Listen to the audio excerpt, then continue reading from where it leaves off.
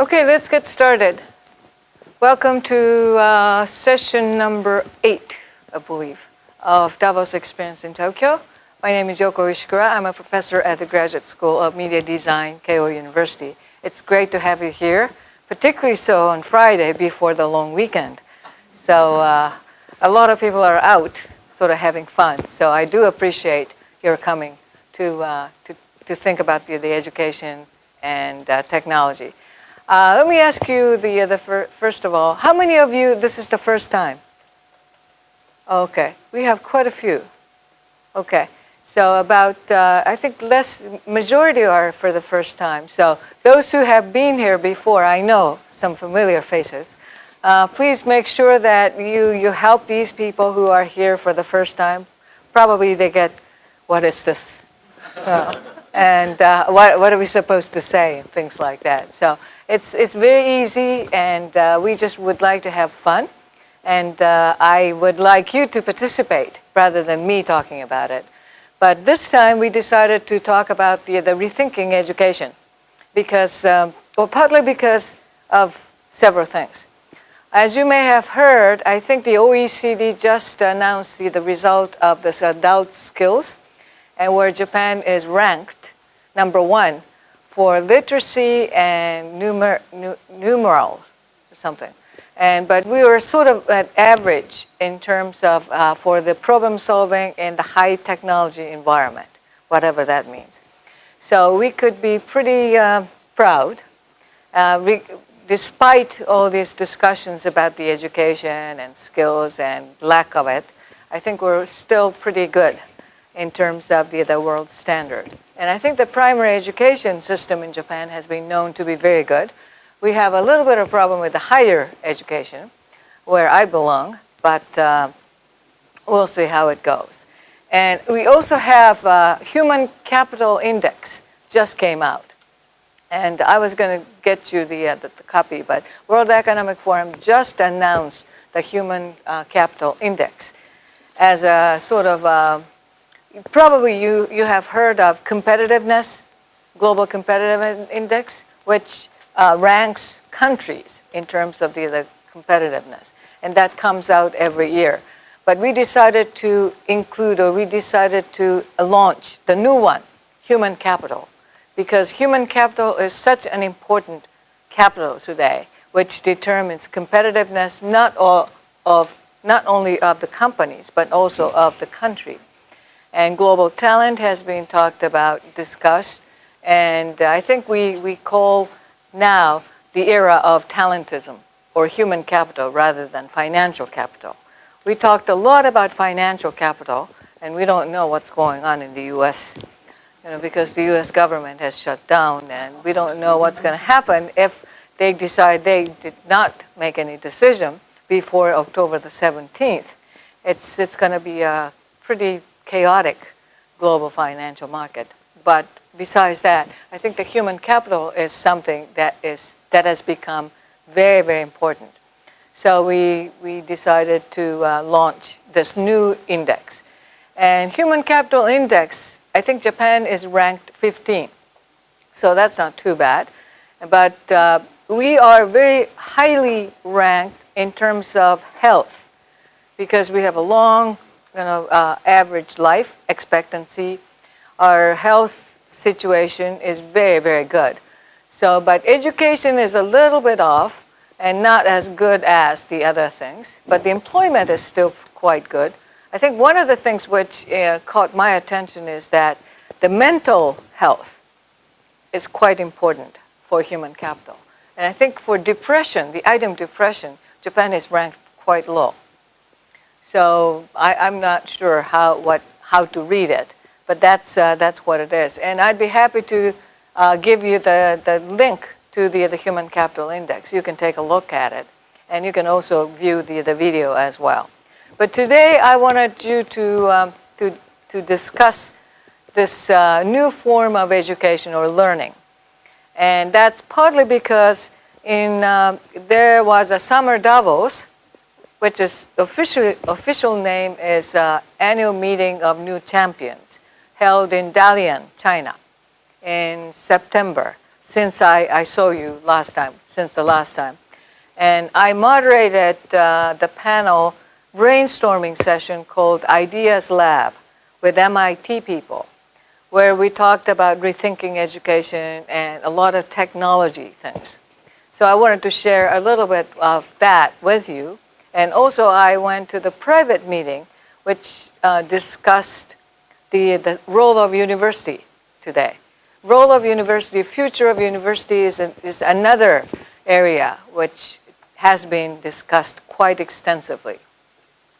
So with that, and I also had a chance to go to the Young Global Leaders meeting, and I met with some of the people who are doing a lot of things with technology and big data. So let me just talk a little bit about this MIT brainstorming. We had 4 people. One of them is president of edX, which is one of the massive open online education.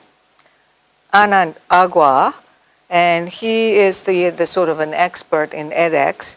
And we also had Nathan Eagle, who is the chief executive officer of Jana Mobile. And he does a lot of things, online education type of things, but mobile. So that was kind of interesting as well. We also had Thomas Malone.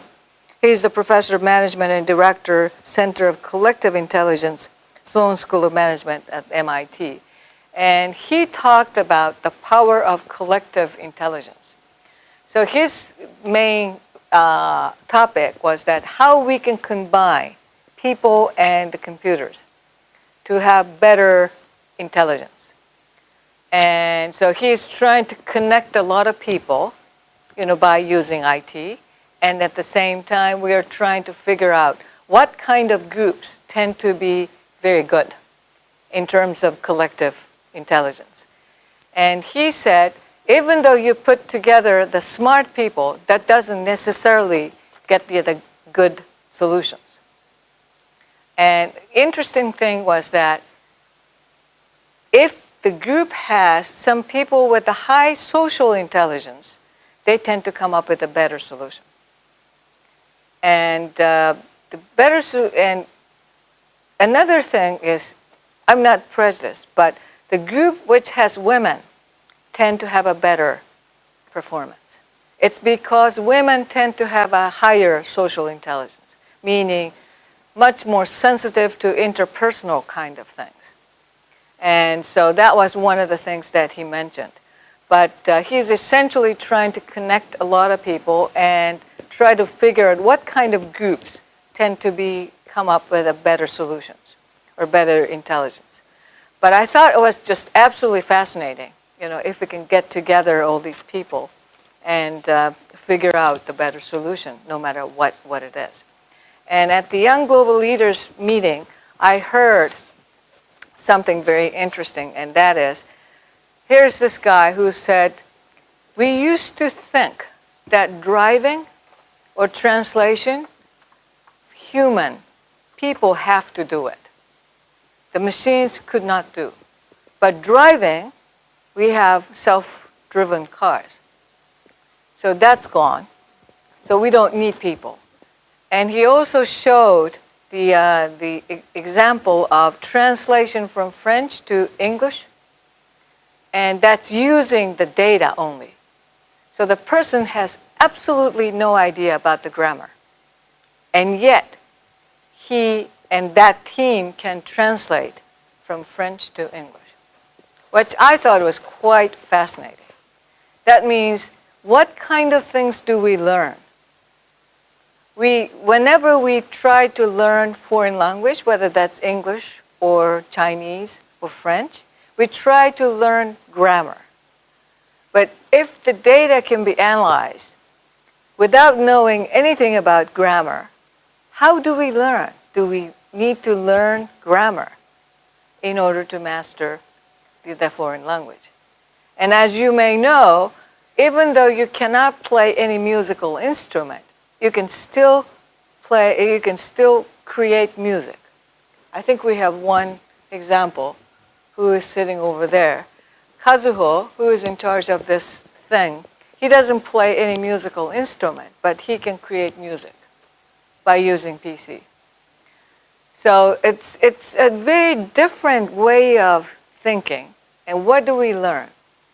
And, excuse me, one of the things that Joseph Paradiso mentioned in our brainstorming is that today the kids can have a Google Glass and all these other things, devices.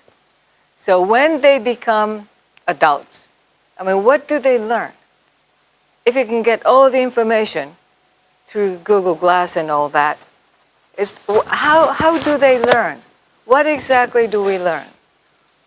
So the question is, and that is related to the topic today, we are getting into a very different era from the ones that we used to know. And most of you are very young, except few.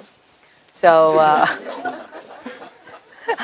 I didn't mention anybody in particular, but I've sort of noticed not everybody is very young. So I just wanted to make sure to account for that.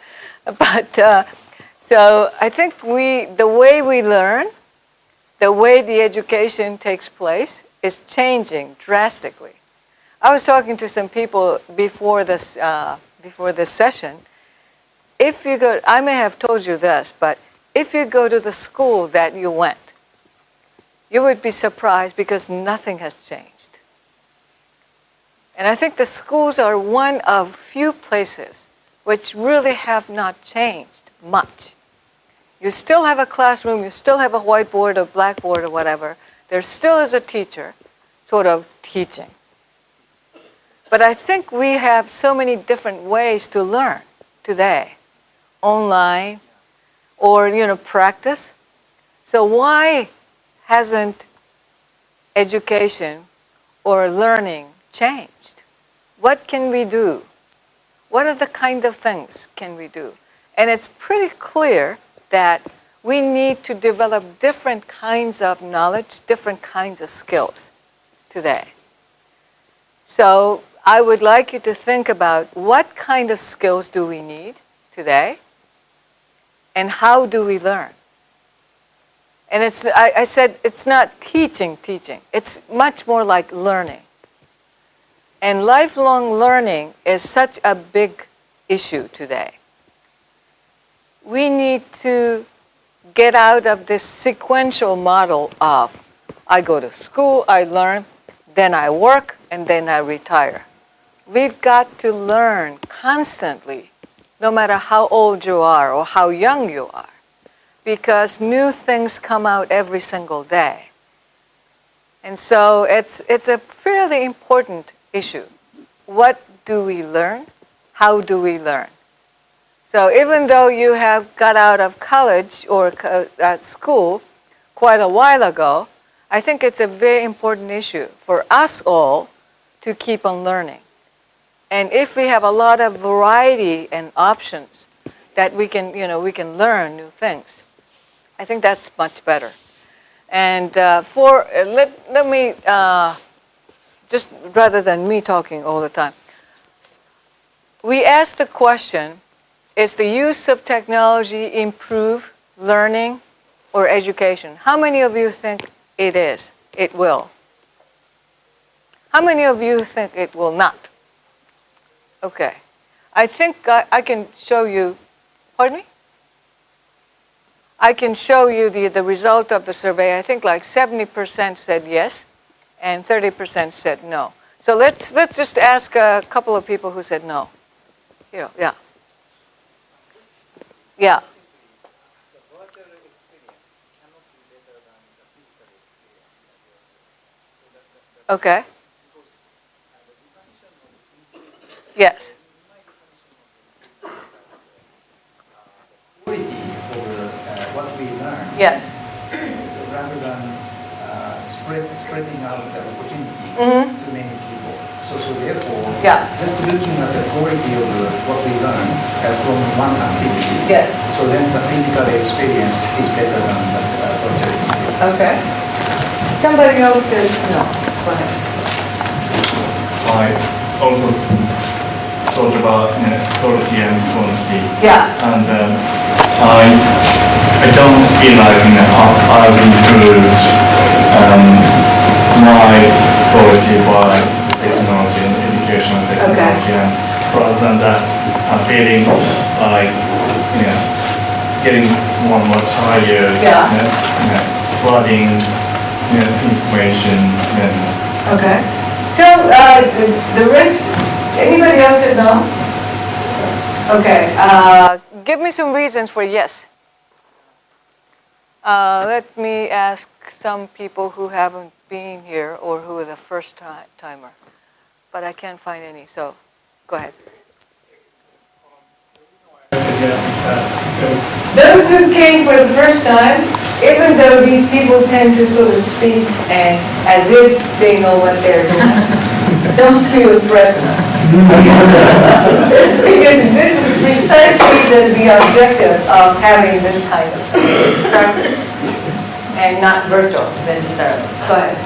Sorry. so I think the crucial point of the improvement of technology is that made it possible to stop the information.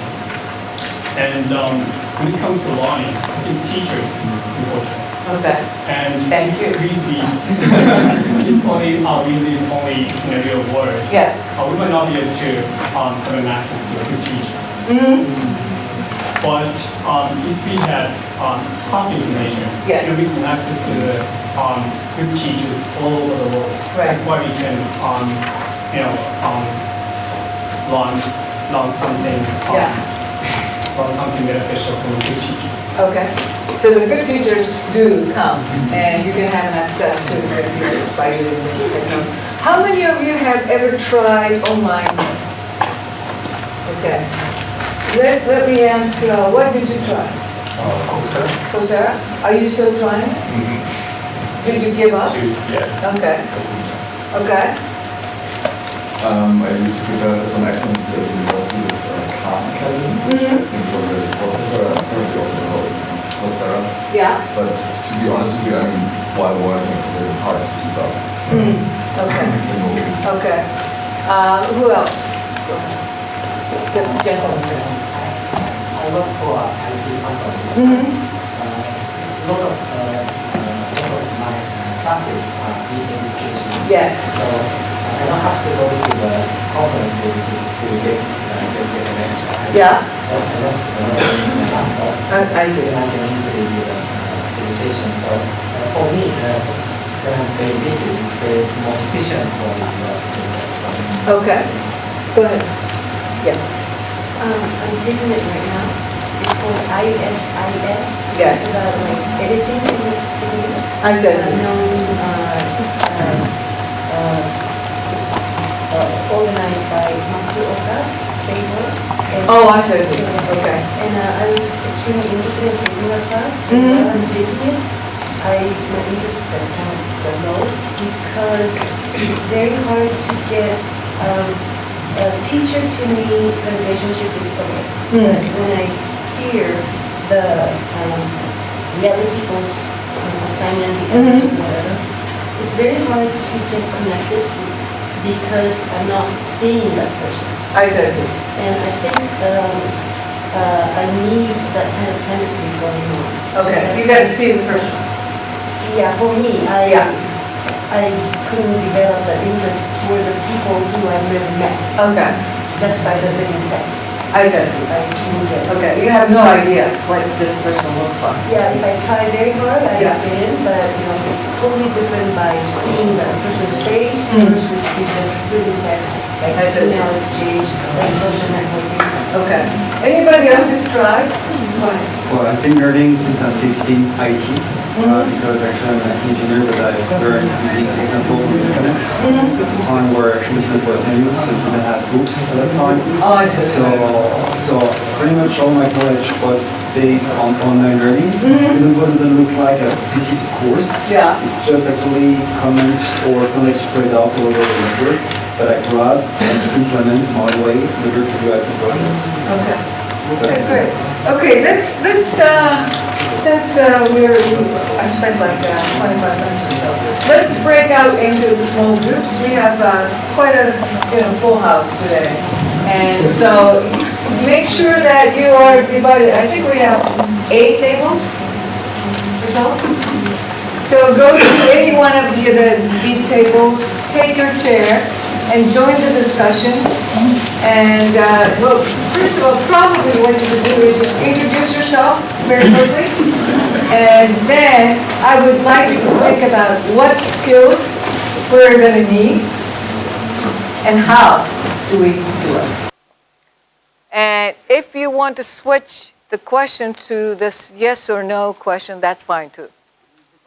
But I want you to decide to select 1 or 2 leaders to lead the discussion, because you have about 45 minutes to discuss in the group, and I want each group to report back. So we need a reporter from each group. So make sure that many people take turns. Don't just assign one person to lead the discussion and report. I would like you to participate and practice, because I believe that practice is what develops your skills. Okay? Any questions? Okay, while we're doing it. Okay. Okay. You gotta believe. Okay. Fine. Okay. I will be joining the online the discussion. So go ahead.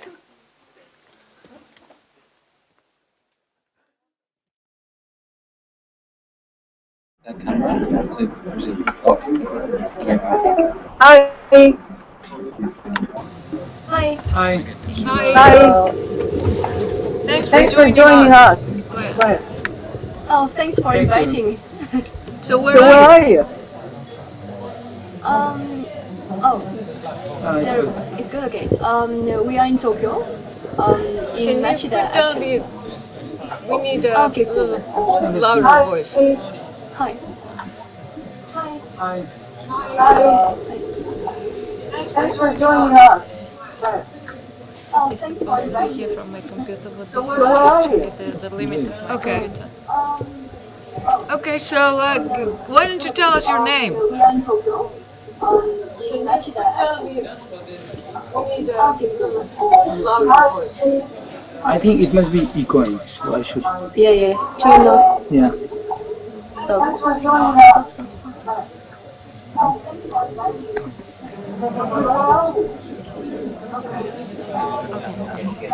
Can you hear us? Okay. Can Hi, you hear my us? name is Vaibhav. Your name is what? Vaibhav. Carlos? Okay. Okay, you call me Kumar. My first name must be difficult for you. Kumar. Okay. Okay, and my name is Luo. We have a hard time listening. There's no speaker. Like, Okay. speakers you can plug into this. Mic is over here, but There's also the fan in the background, so we can never hear. My name is Luo. Can you hear me? Yeah, I think it's better. But they're still working on it. But go ahead. So Okay. tell us about what do you think? Did you vote for the question? Yeah, I did. Okay. What did you say? Yes or no? I said yes. Okay. I said. Tell us why. Sorry? Tell us why you think. Oh, why? Because the question was that if IT is gonna change education or something. I don't remember exactly what the question was. Yeah. The question was the use of technology improve education and learning. Oh, yes, I think so. Okay. Have you ever tried any online education? I never tried. Yeah. But it gives how to say? I said yes because I think that as so much information is available on the internet, if you want to learn something, you just have to Google it. Yes. And then you can can learn on your own. Right. Right. Develop your own interests Yes. and Yeah. then search for things that you're interested in. So it's not a passive but a very active learning. Thanks to the advancement of technology. Great. Great. Okay. Now we Now can, we can hear your voice very clearly, so no problem. Okay. Yeah. Good. Yeah. Yeah. I'm just going to turn it a little bit down. My name is Tina. I'm a student of Professor Shikura here in Tokyo. And actually, we didn't hear where are you now? Oh, where? In Tokyo. Oh, you Oh, are. you are. Okay. Okay. How did you find about this event? Oh, actually, I attended this event before, I think in June, and it was very nice. Then I got busy and I couldn't attend many sessions, but then I wanted to attend this one because I'm interested in the topic, and also I had a very good experience last time. Okay, great. So, yeah, and then I invited my friend too. Great. Oh, yeah. And as we are kind of busy, but we still wanted to attend the session, we tried the online session, which we never tried before. Okay, that's good. Just to see how it works, and yeah. Yeah. Excellent. Okay. Yeah, because I thought you looked familiar. So Yeah, really. that's very nice. Okay. Tell us your friend's name. My name is Kumar. Kumar, where are you from? I'm from India. Yeah. Are you studying in Tokyo or something, or are you just visiting? No, actually, I'm working here. I was studying before. Graduated last October. I see. And so I'm working in an IT company. Yeah. And I do attend a lot of online courses. And, Yes. So yeah, and this topic seemed pretty interesting to me. And she sent me the link. I thought, yeah, it would be fun and I could learn something. So yeah, Great. that's why. Good. So you do a lot of online education learning? What do you do? What are the kind of things? Because I am trying, and I gave up. I tried statistics because I was very interested in big data scientists, but I gave up after about the second week. Right now I am trying the Coursera, another one on logical thinking, and I'm still hanging in there. It's getting a little bit tight because you have to do it, every day, every week kind of thing. So tell us a little bit of a tip as to how we continue.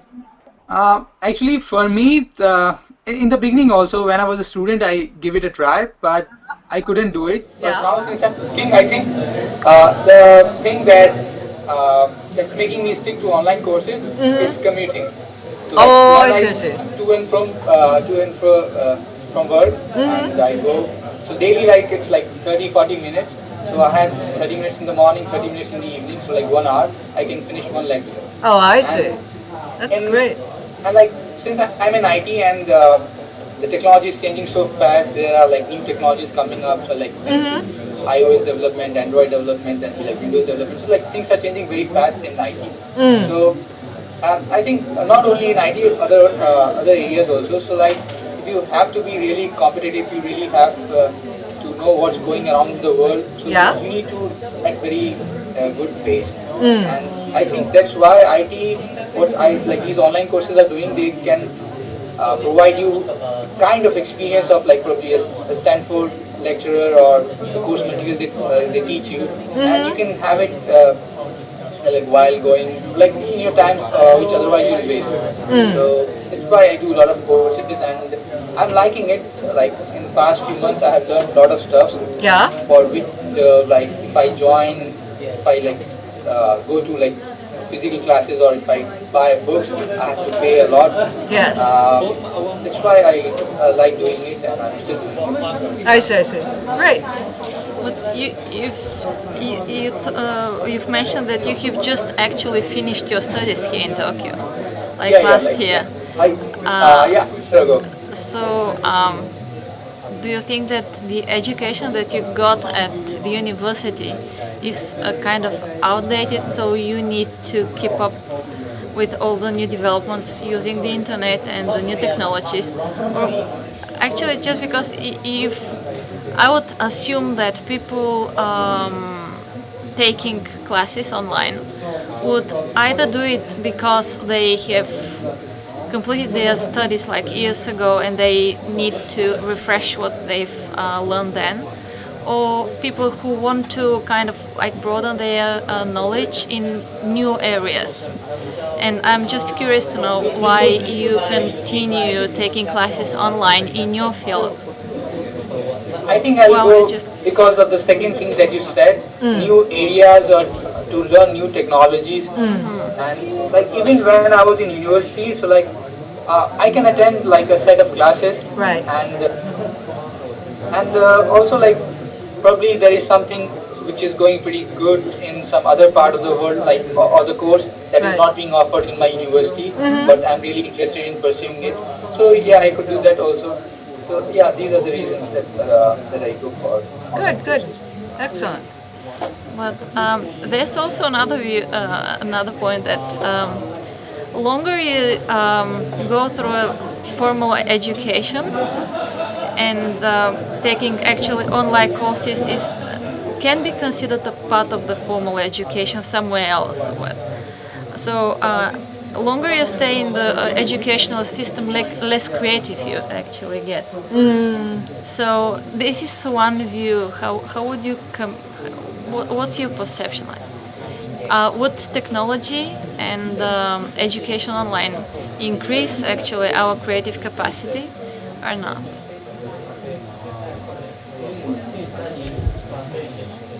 Actually, yeah, I never thought of it regarding like in these terms. I think in some ways they kind of enhance and in some ways they hinder. Because like in online courses, I feel the interaction part is missing. So, like right now, technology doesn't enable us to interact. Here we are doing interaction. Yeah. But it's like first time for me to do interaction in like some lecture or things like that. Maybe technology will increase further, and in these online courses we can do interaction maybe. Yeah. So right now it is an like kind of hindrance that I cannot interact, I cannot ask questions directly. So in this way, maybe they are kind of limiting the whole experience, making us less creative. And in some ways, like there are online tools that you can use. Like for example, okay, so, right now I cannot think of an example, but I think like there might be some tools that you could use online to enhance your experience. Like That's true. You know, when one of the things which we wanted to think about is that obviously the world is changing and has changed. As you said, the new technology comes up, every day kind of thing. So what are the kind of things do we need? What skills, what knowledge do we need to just keep up with it? What do you think? I think it's like much more about what question, what do we need to learn, and how. And how questions, we tend to sort of focus on how. But I think what question could be quite important as well. What do you think? Yeah. Regarding what we have to learn, I think that we have to learn to be adaptive, to adapt to these new changes, constant changes. Right. And I think, as for me, I'm dealing with a lot of data. I'm a student. Yes. And I have to deal with a lot of data. So I think that a good skill when you're overwhelmed by information like that is, of course, you need your critical mind to do a selection and not to be overwhelmed in a negative way. So you need to know where the information comes from and how relevant it is. Yeah. Your goals, own goals, so you have to be aware of that. And I think like system thinking ways is important, I think, to link the information between them and have a coherent understanding of what it means. So, I mean, it's regarding the quantity of information we get. Yeah. But not really technology, but more about information. Yeah. I see. Well, we have the third person, Robert. I'm just going to move the camera to for you to see him. So, okay, here he is. Robert, you tell us a little bit more about what do you do, and Well, I mean, does this work? I mean, if I speak into this, can you hear me any louder if I use the microphone? Yeah. Okay, good. Yeah, it's fine. Yeah, I just finished education actually. I just graduated. I haven't done any online courses. The thing that worries me is that I don't know when it's going to reach a stage when online courses are something that you can, reliably put on your CV, or employers will think it's somehow equivalent to a real university. I think that's a long way coming. So that's why I haven't bothered to do that yet. Although it's something just interesting, which as you mentioned before, what skills to learn. I think recently I watched some TED talk. About some guy, I forgot his name, but he was saying that people's IQs have supposedly increased over the years, because what we're doing now is that maybe 200 years ago people were very concerned about the kind of practical things, what they could do with their hands, how they could use tools, the land, something like that. But these days people are thinking more about kind of hypothetical situations, some kind of, how do I say, kind of concepts rather than hard things. It's like when in things like non-verbal reasoning, I think he used the example that if before, how do I say, if you gave a child a sequence and you tried to ask them what would be the next number in the sequence or the next shape in the sequence, like 100 years ago they would never be able to understand the concept of this. But today we're thinking more about these kind of higher level matters. So in a sense, I think that will be what we do more in the future. These are the kind of skills that we're going to be thinking about more. How can we use, how can we hypothesize or think about how to use things in a creative way, or rather than just the obvious kind of practical level. I don't know how online would ever help with that, but it seems like that's the trend at the moment, the way it's going. But yeah. So my answer was a little hypothetical as well, but wow. It's a conceptualization, hypothesis, and things like that. Exactly. That's somehow related to IQ. So maybe in another 100 years, people will be thinking on a very high level, compared to today. So I guess, as you said before, if cars can drive themselves, if translation can be done automatically, we can start to think about more, we can start to live more philosophically, in a sense, that we will have time and available to think about higher level matters. Right. So I think that will be interesting to see what occurs in that era, but I can't imagine. But yeah, I'm not sure how it relates to technology as such, but yeah. You do like visual things, right? Like videos. Oh, and yes, things yes. Do you think did you learn these things at school or? No. No, I think in terms of video, for example, I think at school they will teach you the theoretical level, and then the rest is practice. I see. So if I think for arts, a lot of people say that something like film school is in a lot of ways unnecessary, because they're, how do I say, once it's kind of bloated a lot by the theory.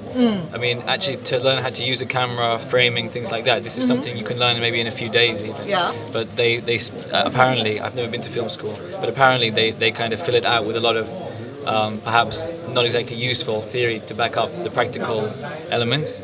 So maybe this is something which could be pushed to the online arena in a sense. Already things like YouTube, there's a lot of very useful tutorial videos, things about how to shoot video, which I think are much more time effective and of course cost effective than some kind of very laborious, especially film school, very expensive, I think.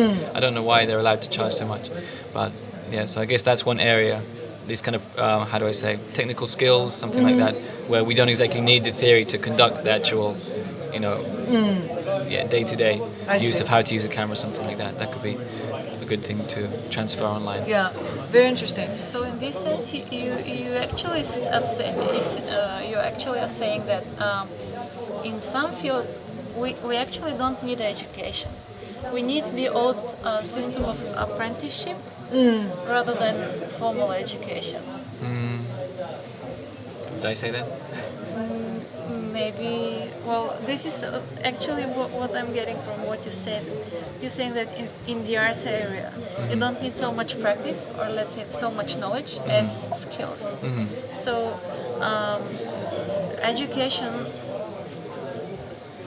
started from the sciences and sciences field where knowledge is really needed. Like more knowledge will help you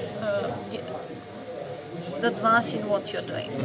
But on the other side, they kind of try to formalize some fields where maybe so much formal education is not required, rather than the old form of apprenticeship. Yeah. How would you like accept this radical suggestion that we don't have any more like lectures for arts? We just I mean, to be honest, yeah, I think even as a person who makes video myself, I would appreciate some kind of mentorship. Do you say? Yeah, being in that kind of system. It seems like a kind of a very useful way to get the skills, to find someone you respect, to kind of copy, see and copy. But maybe I think the problem maybe stems from the fact that you do need some way of. You do need a qualification, right? People are very concerned about getting qualification. So perhaps with the mentor, it's difficult to know how this specific apprenticeship is actually, what the value is to the person. How can they quantify that on the CV, something like that. So I guess the university system, kind of technical school system, has just been developed to make it that as efficient as possible. And so we can rank people, of course, when they're going for a job or something like that. Because I guess if you've got two people who took different apprenticeships, maybe it's difficult for the employer to think which one has actually had the better experience, but that, unless like the very well-known figures or something like that. So, that could be the reason. Yeah, very interesting. One of the areas that I thought was extremely interesting, I have been very much interested in data and information. It's visualization, and that's based upon analytics, essentially. And so you can make it visual. And it's almost like I'm not sure what kind of technology. I mean, I know it requires some kind of technology, but whether you have to know that or not in order to use it. You mean like visualization of data? You mean like when they do those point graphs or something like that? Things like that. And for example, I remember that in Dalian, there was this one person who made the annual report of his annual report. And because data, you can buy or you can get data, but your data, your GPS, your cell phone, and your online activities, your activity, where did you go, things like that, that's yours. But just by visualizing these data and analyzing, you can really tell what kind of life you need. And sometimes it's a big surprise, kind of. I mean, more so than just seeing the numbers. Yeah, exactly. So like, visual things, I tend to think it's not like, technology driven as much. You really need to be creative, artistic. And yet, it seems like that's the part that's become much more technology driven. Well, is that because you need some kind of special graphic software or some kind of algorithms to make this? Yes. So you think that's kind of ironic in a sense? Yeah, I think it's almost like, artistic things is much more like creative. It depends upon the person, depends upon the practice, things like that. But that can be done sort of by using the algorithm. But isn't it just the same as like the more sophisticated like the computers get, the mobile phones get, the more simple the interface becomes, right? The more how it's supposed to be, they got intuitive. Kind of very important. So I guess it is kind of an interesting link. Maybe in the past we would have expected the computers of today to be very, very, kind of you'd need a higher level of technical knowledge to be able to work them. But it's the opposite effect. So I wonder, what that will lead to. So that becomes, I think in a way that's a democratizing in a way. You don't have to know these things, but you can still use it and appreciate it. And it's, I don't know, so if all these things become so accessible, what do you learn? Maybe we can can ask other Yeah, what do you think? participants. You know, when a lot of things become very easy to do, in a way, you don't need a lot of technical knowledge. As I talked about, I don't know whether you were listening or we shared or not. Like translation, you don't need to know grammar or structure per se. You can analyze it, which is, I think it's incredible in a way, but a little bit scary. I mean, it's almost like, you know, I thought the world works in this way, but it can go the different way. And I think it's great, you know, to be able to create music without really being able to play. But it's a kind of a different world opening up. So in that sense, it's great. It's positive. Like technology helping us overcome our limits, like Yeah. natural limits. What is your comment? What do you think? What do we learn? I mean, what are the kind of things that do we need to learn? We need to also disconnect, I guess, from technology. Yeah. I mean, I think we have to keep a balance between having access to all these technologies, applications, and like visualization tools and Yeah. Also, we need to reflect on ourselves, reflect on things, and for that we don't need technology. Yeah. I think so. It's going back to like some kind of introspection and thinking about big issues with bigger outlook. So we have to learn how to keep the balance between this and I guess the importance of both, so the functions of both, and knowing how to use each way, I guess. Yeah. I'm also thinking, like, I liked your idea of disconnecting from technology, because I was just thinking that if, well, obviously technology makes or tends to make things simpler for people. Devices are more intuitive. It does not require so much knowledge on your side to use them or to actually kind of try to develop yourself in a different area. But on the other side, if technology makes everything so simple and easy, won't it at some point actually, well, my question is, at one point, do we actually need to learn anything? If information would be so accessible and so intuitive, everything that we would have to use would be so intuitive, well then, do we need to learn anything? Or we can just like press a button or put the Google glasses and have all the knowledge at our disposal? I think that I saw did I talk about this before? Some guy called Michio Kaku. He was saying that in the future he thinks we'll just be able to put like a microchip in our brain for languages or something like that. So we will automatically, even from birth, you could give the child languages. So I think, but in a sense, maybe it makes me feel like we've been wasting a lot of time in the past, spending years and years learning language. So I think I can't say exactly what it will be, but I think we've just got to now learn how we can add value to something. Right? The only way to get a job in the future is how we can add value. And in the future, obviously, being an interpreter, being a translator, is not going to add value to anyone's product. So I think now we just have to try and forge new ways of, making something. How we can add. Although, in regard to what you just said about stepping back from technology, I think there is going to be some kind of, backlash. If everything is automated, if everything is kind of, made not unique. Maybe people will start to appreciate kind of the human touch in things again, I think. Something more organic. So, I mean, even if you can make music using a computer, I think people are still going to really value the kind of a more organic, kind of fallible type of music as well. That's still going to be important to people, I think. Actually, the more it becomes digitized, then the more people will crave to have something real or something tangible or something, where a real person playing the instrument maybe will even be more valuable in the future, I think. So I think it's not all I think we have Oh, please. another person online. Okay. Can you, yeah. Hello, can you hear us?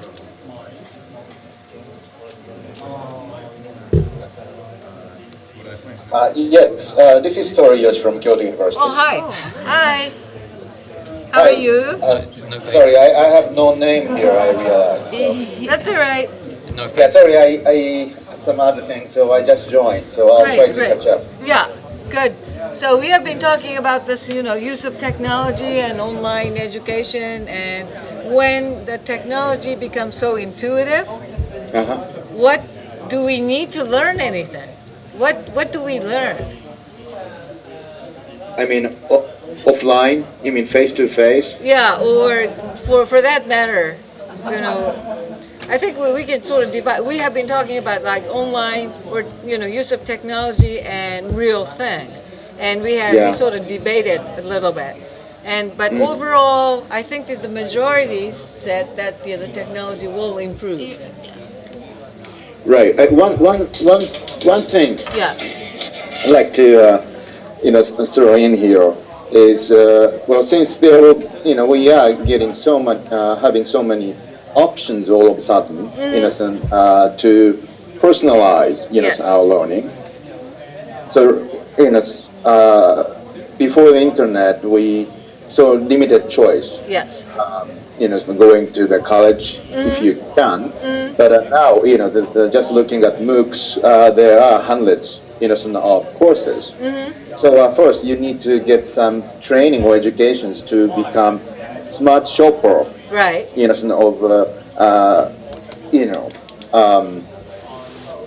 Not ideal, but more suitable. Yes. Learning, for yourself. Right. So like Google, it's Amazon, Rakuten, in Japan. Those help, I think, make people smart shoppers. People learn how to compare, Right. What they're looking for, and so that's what we need to learn. So it's kind of meta skill, I think, in one I sense. see. Yeah. I'll stop here. Okay. So you have been involved with online education, and More like open education. Open education, sorry. But it's all pretty much all online. yeah. Well, we were talking before you joined. We have two others online, Uh-huh. and Kumar, right? Yeah. Yeah. He uses online education when he commutes, and he's working for IT company. I see. So I thought that was a great way of using Right. your sort of fragmented time. Fragmented time, yeah. Yeah. And I think So that's kind of just-in-time learning, but it could be micro learning, and we can accumulate, Absolutely. right? Those pieces of learning. Yes.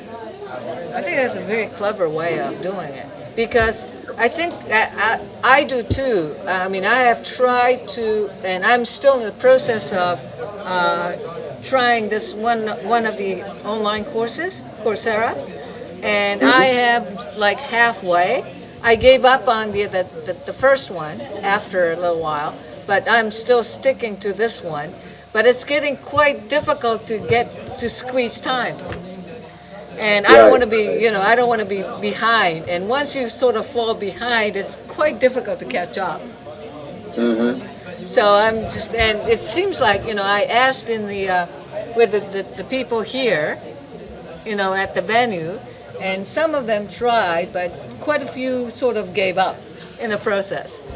And I think it's quite, usually, like after the first week, they always talk about the first registration number. Right. It could be 80,000 to 120,000. Yes. But usually after 1 week, it's dropped, at least it's like half. Oh, right? I see. Then, so it's very hard to sustain that kind of learning too. First, and also people look at trailer, 3-minute kind of advertisement of each course. Yeah. And that's like a movie trailer, and it looks very interesting. But sometimes it says, well, this movie trailer looks very interesting, but then when you go to theater, to watch it, and well, that's less of the movie is very boring. This 3 minute part is very.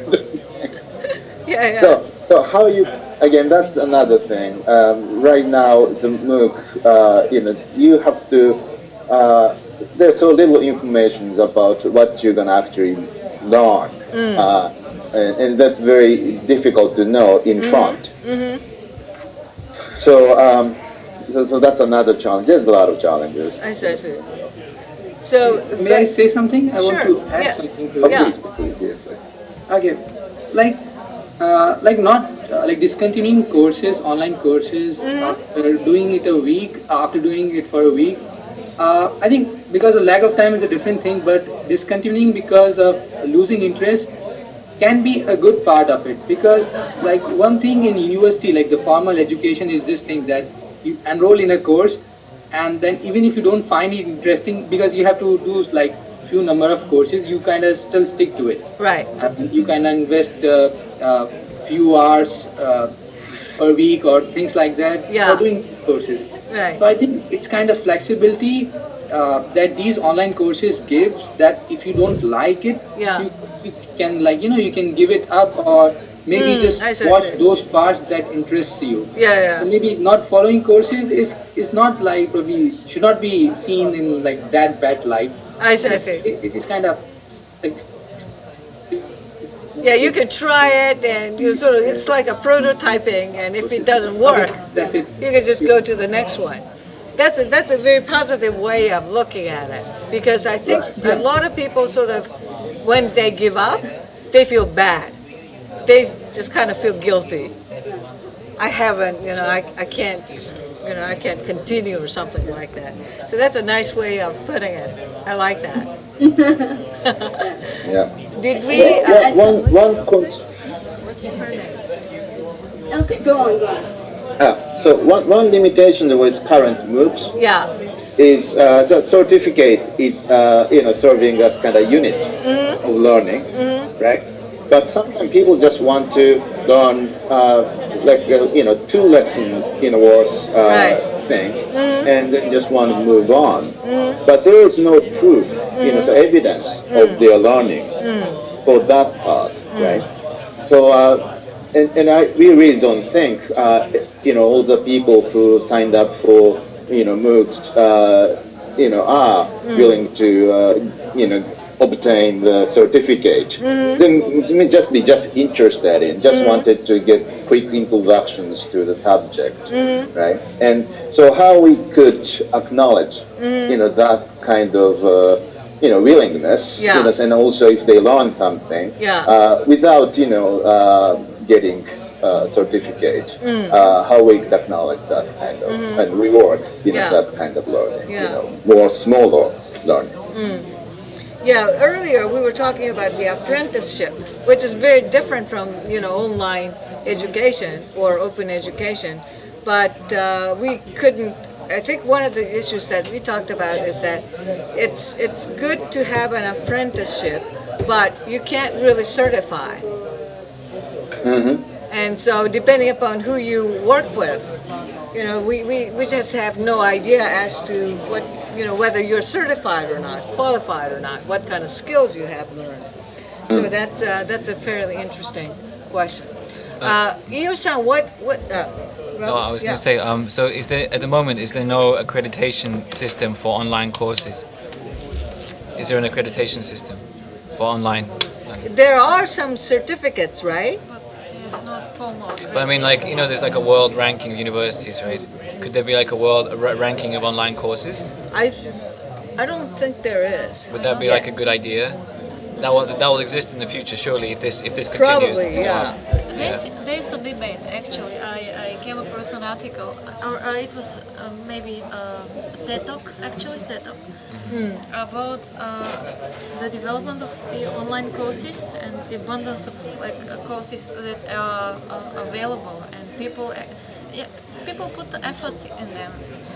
They dedicate their time. They learn new skills and expand their knowledge in different areas. But still, this is in the area of informal.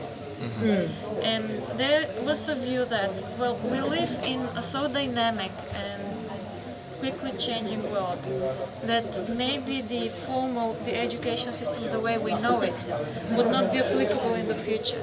And would it be possible that we kind of like have this accreditation of the online courses? We don't have, like, for example, the formal major that we know now at the school, at the university, but still, if a person takes a number of courses, wouldn't this count for formal education? Just because even if we look at the education now, it's measured in number of credits. Yeah. So if credits are assigned to the online courses, why don't give this opportunity of a person to, at the end, certify I have so many credits from official academic courses, grant me a degree. Yeah. I think like Coursera, if you sign up, you can get the certificate for the course. Yes, but And it's if you not pass. official. Yeah, You it's get not official. a certificate, but it's Yeah. still not official Yeah, and recognized by any university. You cannot. No. Sometimes maybe. Yeah. I don't know, but you cannot apply to a university Yeah. to recognize it. Yeah, but I believe that in some of the areas in developing countries or developing economies, the companies do recognize the certificates, so they hire. I mean, they don't need the degree per se. Yeah. And 2 weeks ago, I believe, edX, one of the MOOC providers, introduced, this mechanism, some called sequences. And the sequences is just, anybody can define a set of MOOC courses. So like, I don't know, engineering, 101, MIT, so that's one, and Stanford, introductions to AI, Yes. Maybe that's another one, and maybe, something else from, somewhere, Princeton. Right, yes. And let's say, so 3 courses consist, built, the one sequence consists of that 3 courses, the MOOC I courses. see. And so how this kind of sequence can be used is a company, wants to hire people with the person with a certain skill set, and then it said, well, we're looking for somebody who have gained that, obtained this sequence, right? I see. And that sequence can be defined by anybody, so that's a very interesting part. Anybody can define that. Right, and so, this is sequences, university see. can, an individual can, Right. and so that's a very interesting idea. I see. Yeah, well, that's yeah. Go ahead. Sorry. Yeah, go ahead. No, I was thinking about like 2-3 years ago when I started at KMD, I was trying to put together the package of like, videos or TED, YouTube stuff or anything that's publicly available. With my recommendation for like business strategy. If you want to learn business strategy, these are the package that you can learn, you can use. And that was my original idea. Playlist. Yeah. Exactly. iTunes. Yeah. iTunes. Right.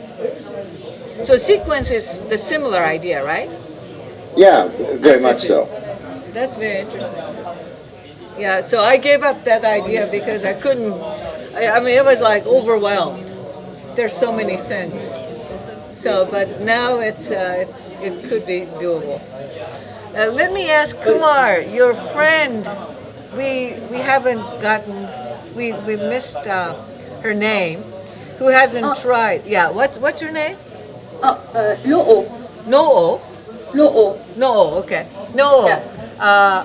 have we convinced you to try online? Actually, yes. I'm curious now about these online courses I've often heard of. Yeah. But I think that one thing we cannot learn online is how to work in a team, how to interact with people. Yeah. And it's limiting to just, even though we can, like, I'm here in Machida and you are somewhere else and we can interact. Yeah. But still it's limiting. So I think that a lot of things that we learn is from experience, not just theoretical knowledge or something that you can theory. You can learn about theory, but if you don't know what it means concretely in reality, and if you haven't experienced using it and applying it, you cannot use this knowledge fully. Yeah. So I think that one thing that we can learn online is how to work with people, how to deal with, I don't know, personal things like making mistakes or these kind of personal experiences that make us grow and become more mature. Yeah. That's this human interaction part, which is lacking in online courses, I guess. Well, when people talk, can I speak up? Yes.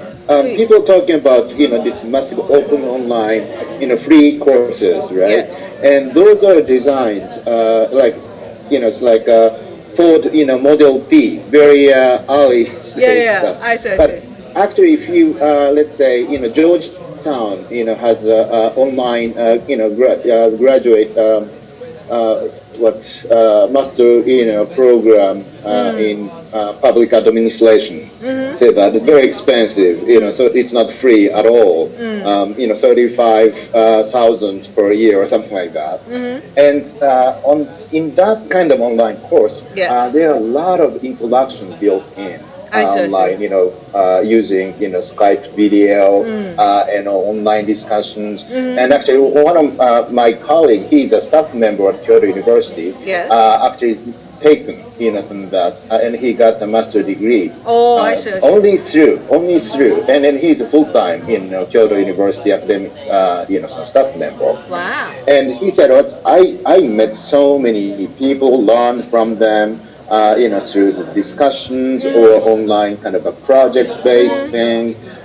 So there is a way, very expensive and also time-consuming, labor-intensive, both for instructors and students. But there is such a very luxurious, design. I see. Too.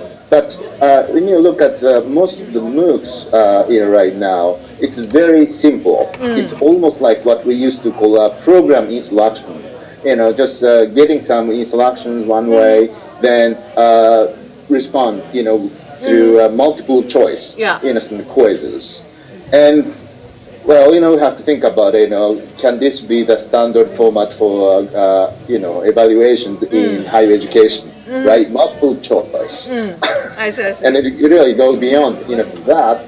But again, at that cost. And also if there are, tens of thousands of students taking quizzes, it really got to rely on machine, to grade, evaluate. And unless, so one very interesting idea currently kind of people looking at, and we Kyoto University looking at for our first MOOC, course, is peer assessment. So turning students into evaluators, of others' learning. I see. But it's easy to say, but very hard to do, because of there's always qualification issue. We can't turn novice learners into professional instructors, who are qualified institute. But there's maybe they can use some standards for assessment, rubrics. Some criteria, for evaluation. So that's very interesting. So turning learners into teachers. I see. Kind of an instant teachers. Is really interesting idea.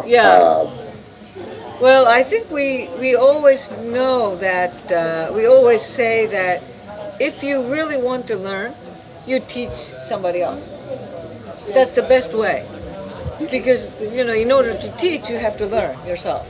That's true. And also, Yeah. Go ahead.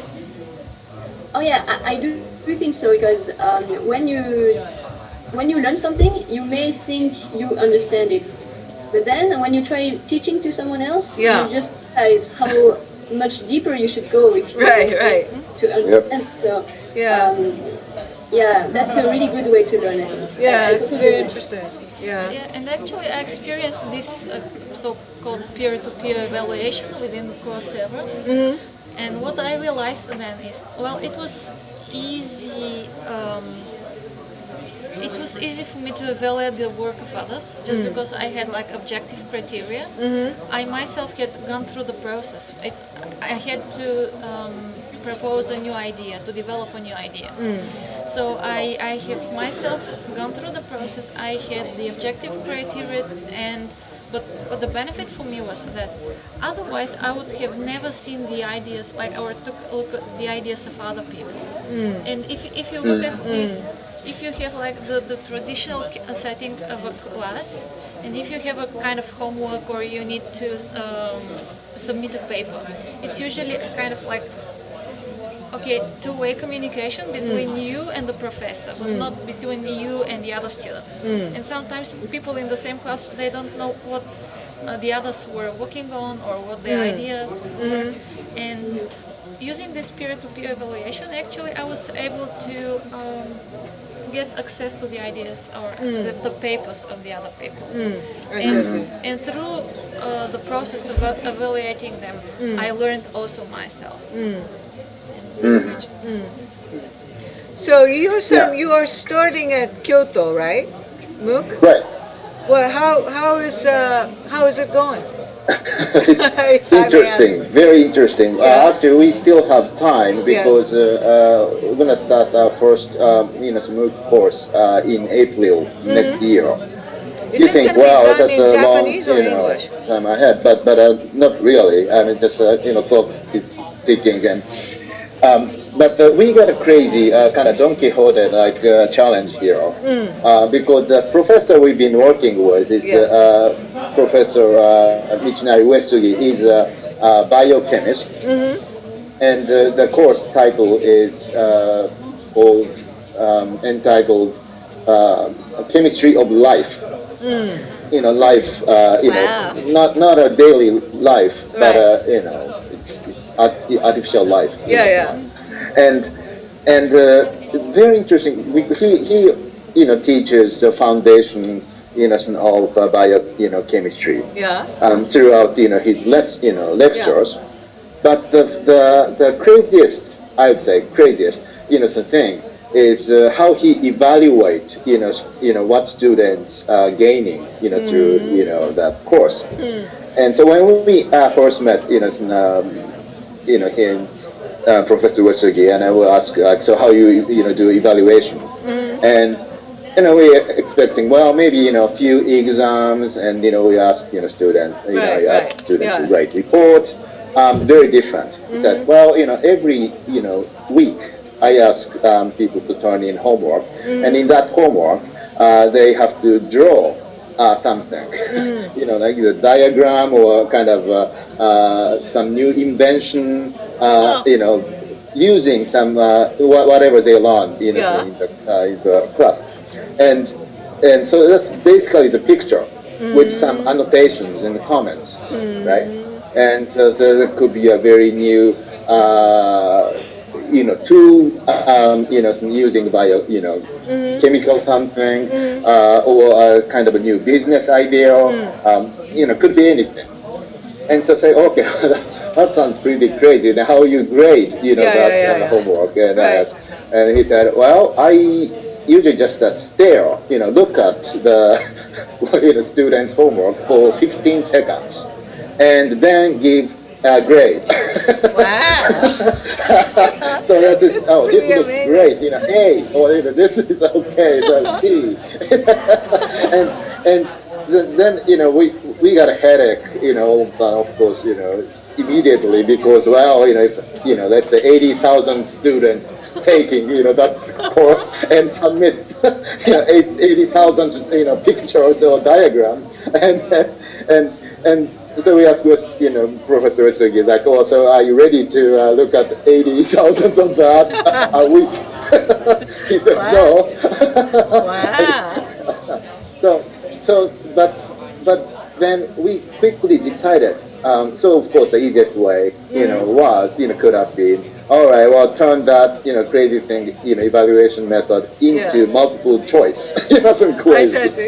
And if you, really registered, of course. Then if you have to do that, I quit. I don't want to teach this course. Sorry, why didn't you just limit the number of students? I mean, like a traditional university. We don't know, but we also already made a big, mistake because in a week or so there will be, we're gonna start put the registration page up, and on that there is a movie trailer, for the course. I see. And that looks very, very good. I see. So how, that's the feedback we've been getting so far. This is very lovely, and we love to take this course. But how do you see your ideas? We love to see your creativity. So it's very different from other movie courses. That is funny. Respond to Ishikura Sensei's question. I'll say, well, things are going very well in terms of like a no pain, no gain, some way. We're suffering, struggling. But it's fun because we definitely see if you can overcome this challenge, this will contribute to the advancement, evolutions of education. Very much so. Right.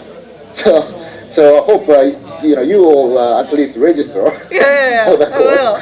And I'll just up. draw something, and he says 15 seconds. This is A or something.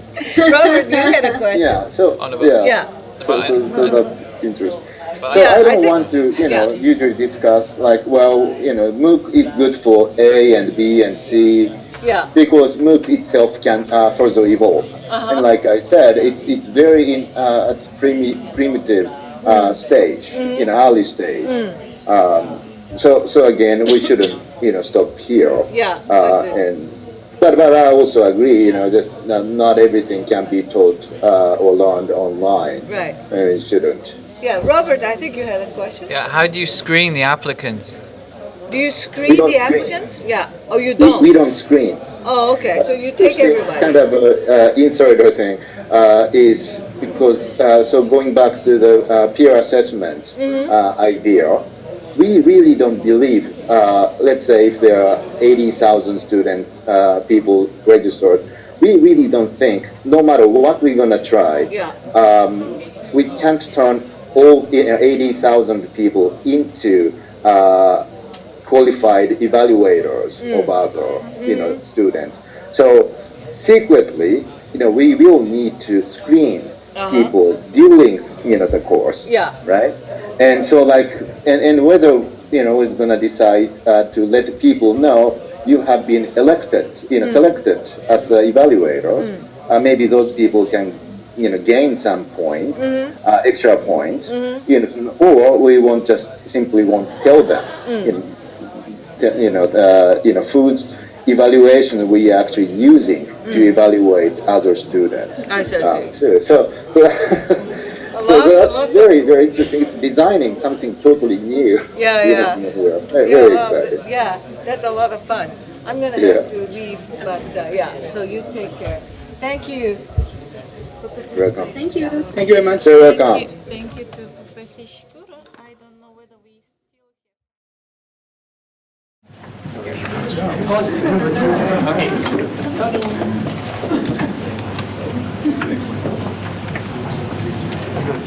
Okay, everyone. And first, we talked about why need the skill set. We categorized into 3 reasons why we need those skill sets. First, in this world, there's too much data. And that means the data includes too little origination. The second, the globalization is proceeding. And the third, we have little physical contact with people, like communicating through PCs. Concerning that, what skill set is needed? We thought One, left side brain, right side brain, and execution. First, left side brain thing is expertise. It's a general skill like data analysis, critical thinking, and problem solving. And second, right side brain thing, perspective, creativity, and imagination. And maybe everything those are communication skills and execution skills, like putting into practice. And in order to enhance those skill sets, we need, first, group work. That is collective intelligence or brainstorming.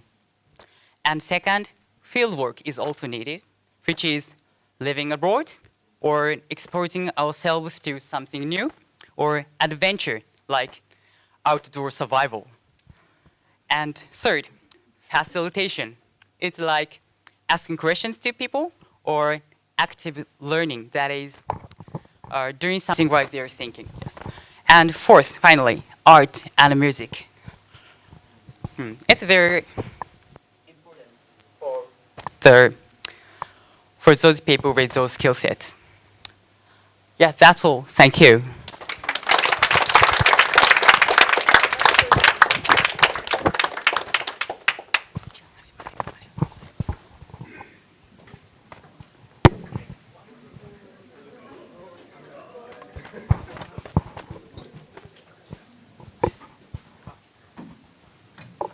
Right. We went through what skills we need for students in Japan first.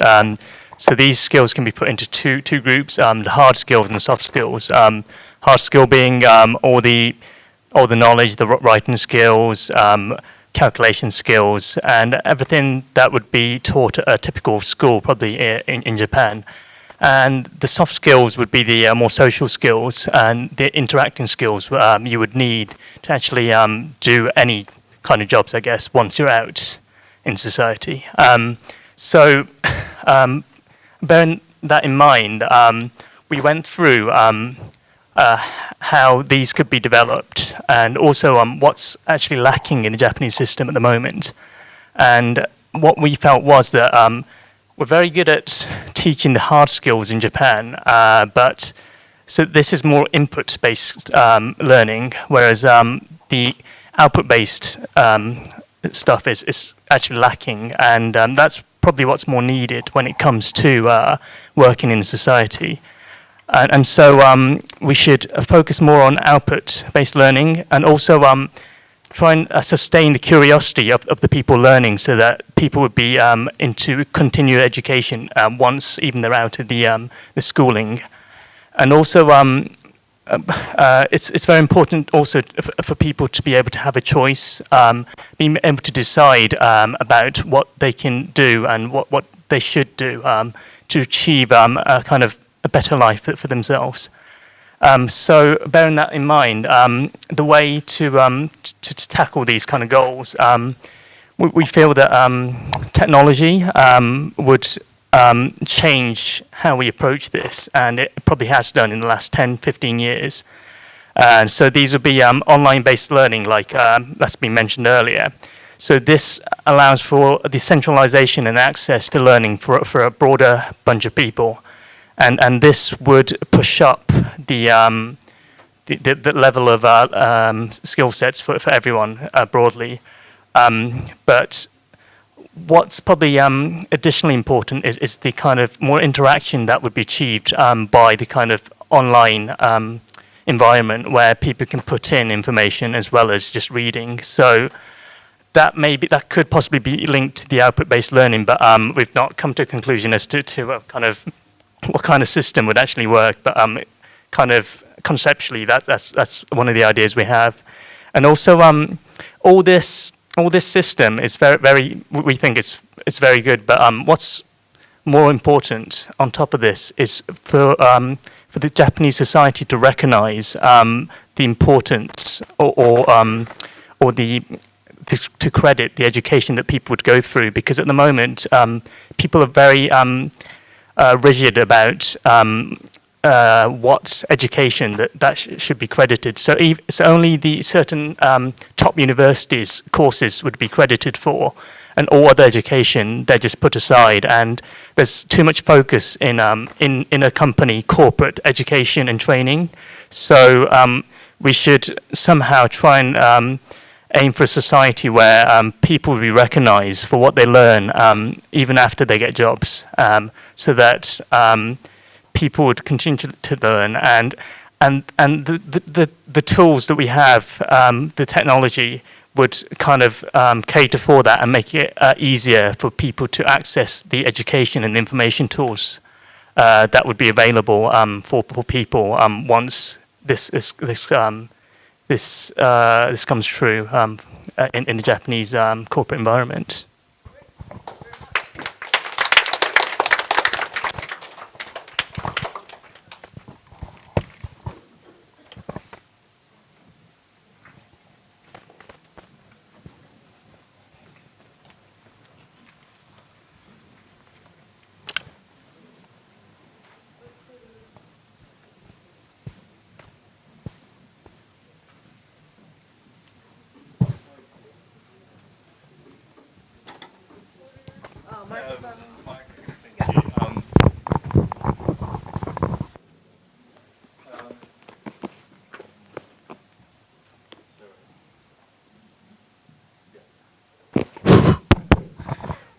We talked about core skills we may be required now and also in the future.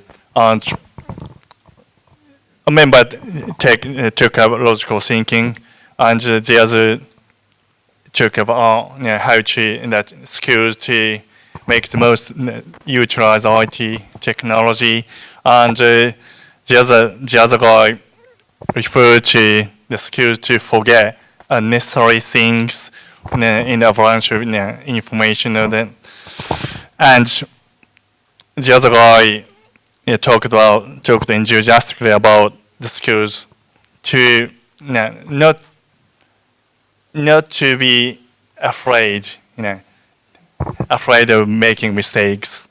And these are, I think, all together to make focus on what we want to do and what we like, things like that. To make better focus, we found out for these 4 skills will be still required in future.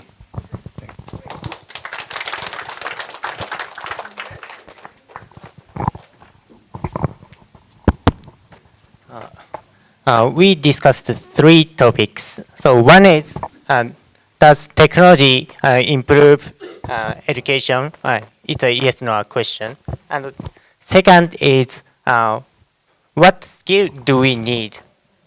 And third, how do we develop what skills? So at first, almost one opinion is no. In contrast, almost all opinion is yes. The reason no is virtual experience cannot be better than physical or real experience. The reason yes is technology can be communicate with other people who live in far place.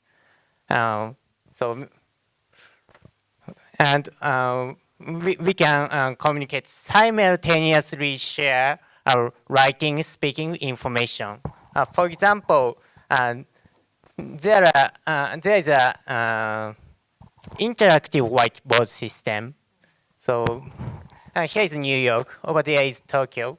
So people can write on the board and share the information on the board with Tokyo's people. So, and third reason is digital text or digital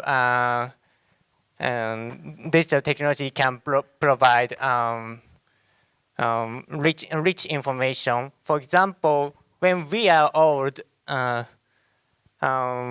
we studied a planet movement by using textbook, but now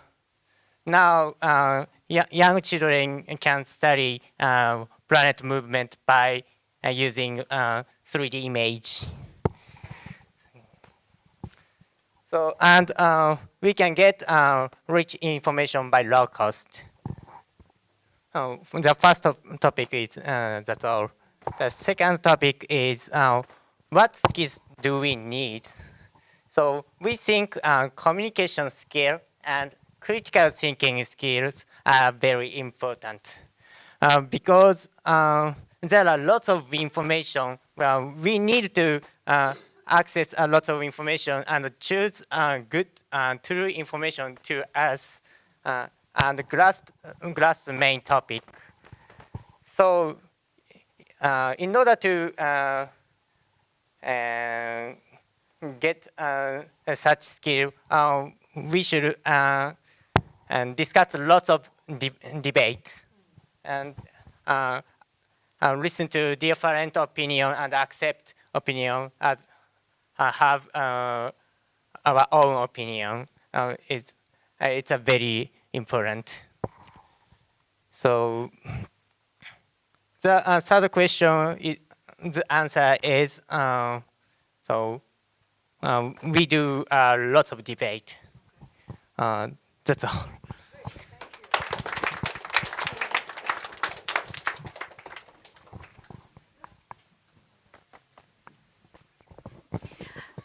We had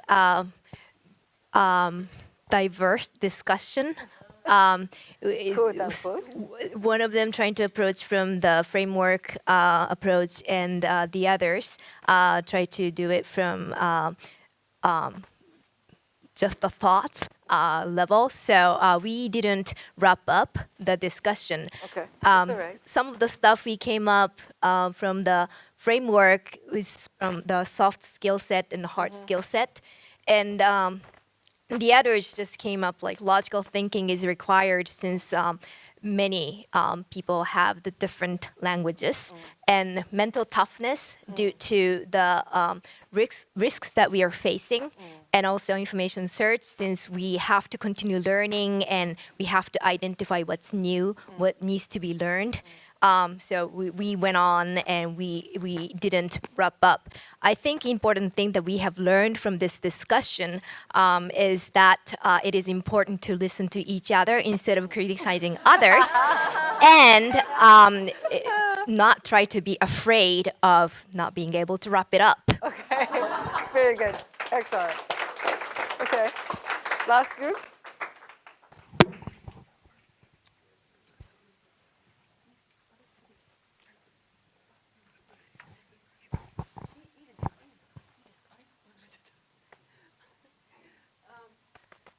We didn't wrap up either because we started this question approached this question in a different way.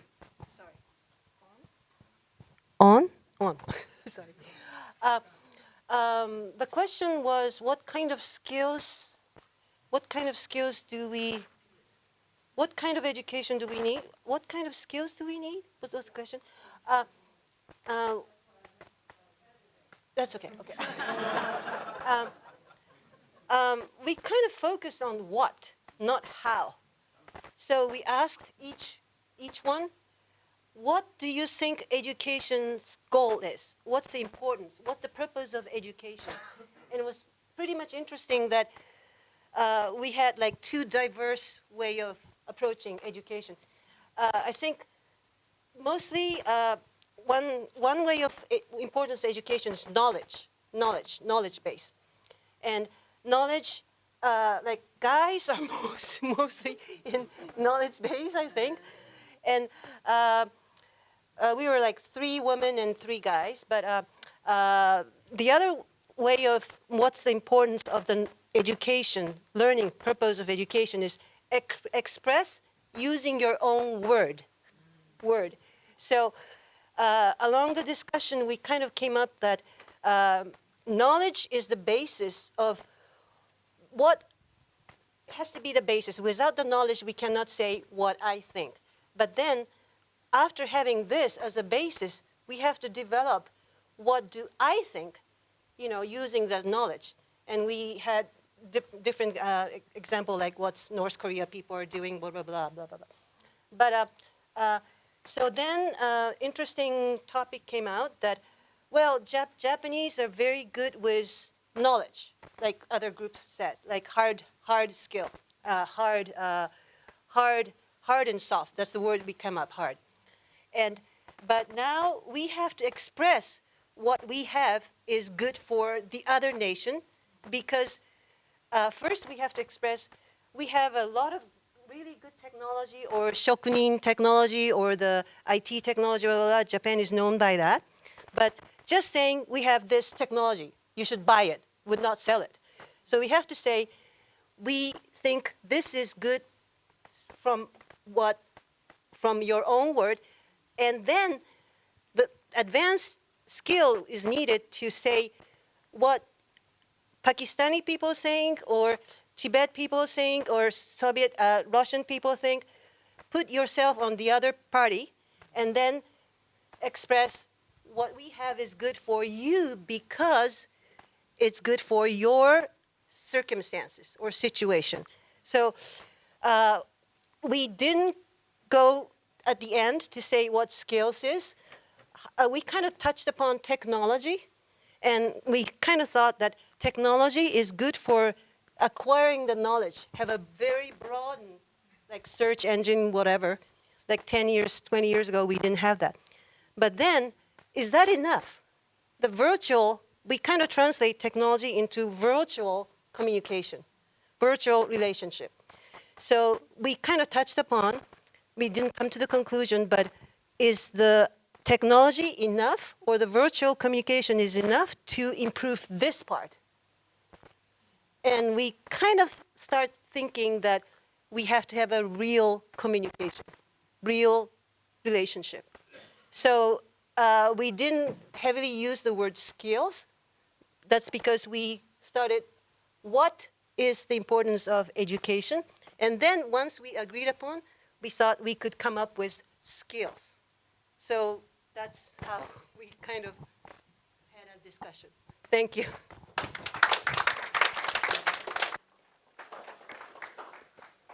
Okay, since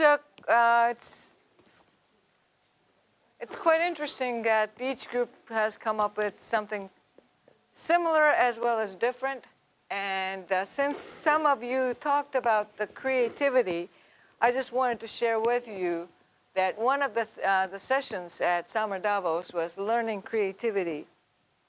And if I can get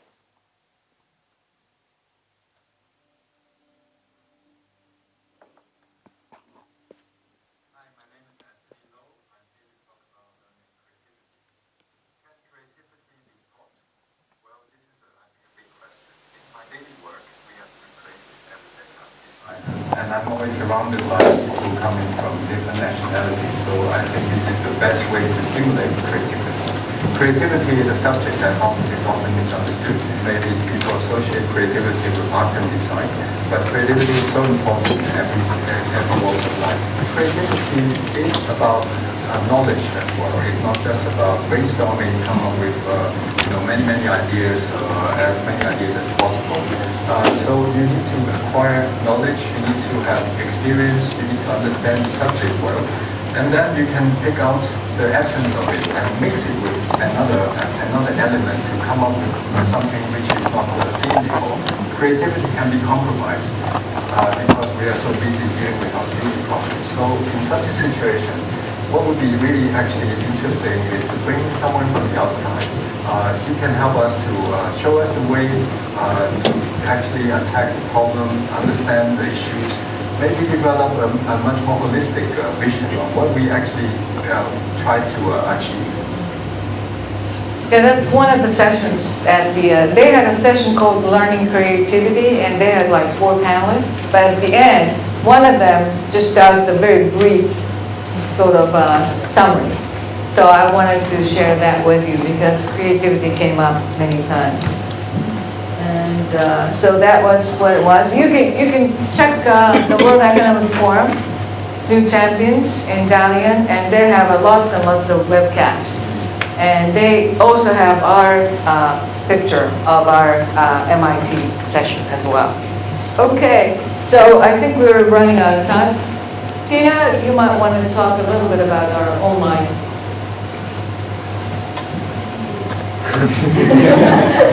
We had an online discussion with two people, with one person who was here before and her friend, and we also had another person from Kyoto University who is an online person. So that was quite interesting. We touched some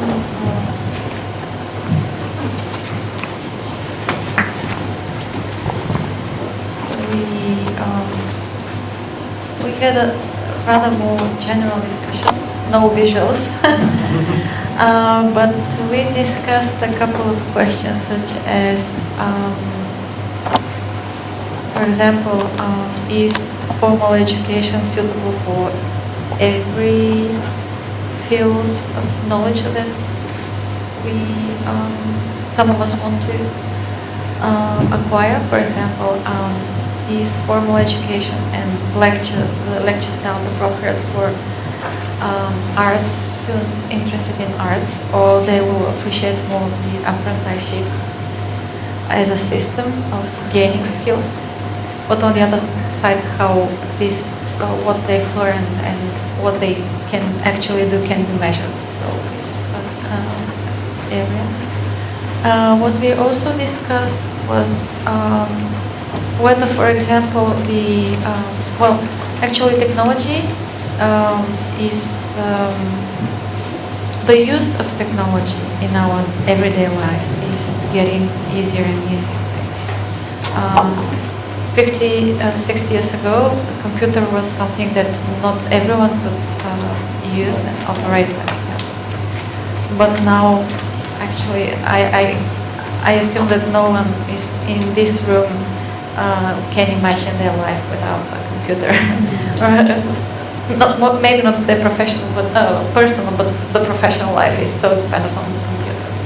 Also, we have the smartphones, like the development of technology also imposes a kind of like intuitive, easy to use interfaces.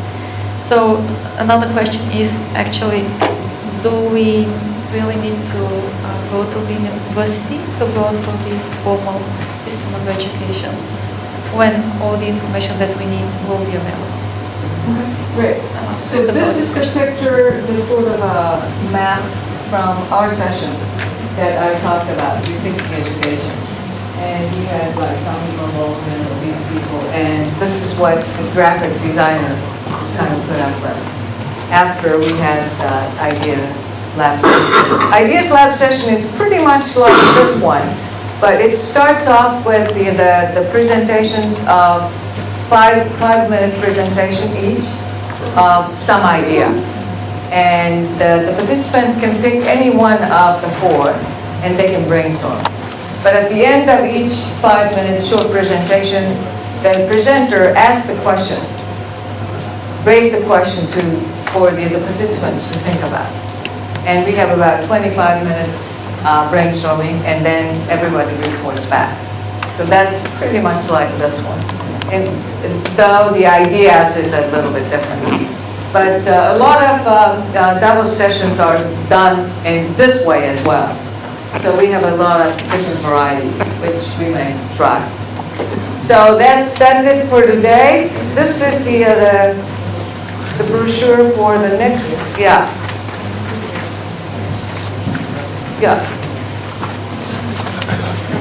The next session is November the 6th.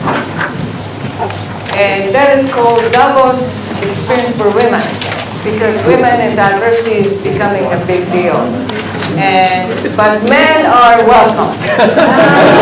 Some people think that's just for women. But diversity is such a big topic.